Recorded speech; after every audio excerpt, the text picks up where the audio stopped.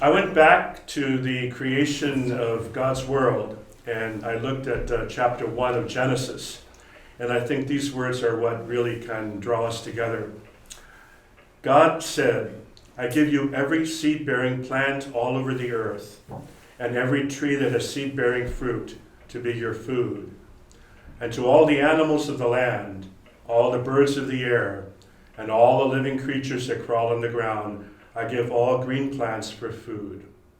And so it happened. God looked at everything he made and found it very good. I hope that's what we're all about, finding everything that God created very good, and to really be the instruments and the people that will follow God's plan for creation. And that is what you're doing in the Romero Institute.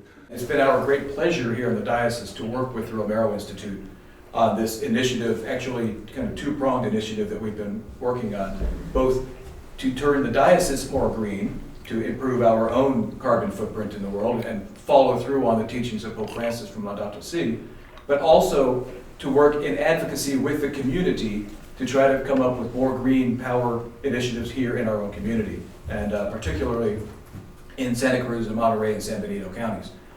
Working with the 21 different jurisdictions, both county and city governments, that need to sign on to the Monterey Bay Community Power Program to bring us more clean energy. And they've done just wonderful work in working with those 21 different organizations. If all 21 of these communities join Monterey Bay Community Power, we have the potential to remove more than 80 million pounds of carbon emissions from our annual emissions each year. And that number can actually grow as we grow our local renewable capacity. How much electricity, like in general, do churches actually use? And how much is this saving so far? It varies quite significantly from church to church. For example, the Boulder Creek Church, St. Michael's, they installed a system that was relatively inexpensive, I think around $50,000 to put the entire system in. But then the diocese also has very large churches like Madonna del Sasso in Salinas. I think their electricity bill each month is about $5,000.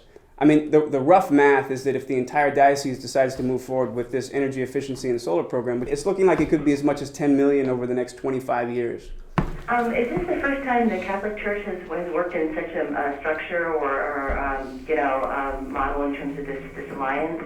Danny and I are on the steering committee of the Global Catholic Climate Movement, and to my knowledge, there is no other place in the world doing what is happening here in this diocese. And what happens here and the success of this program here is going to be a model not only for the rest of California and the rest of our country, but for the world. And we're going next week to Rome to a steering committee meeting, and they want us to present information on how this is being done, what this entails. It's been a great pleasure working on this. I'm looking forward to the next couple of weeks, the next month or so, as all the jurisdictions start voting, and we'll see how it all goes. But it's been a real pleasure so far. So thank you all for being part of this today. Thank you. Thank you very much.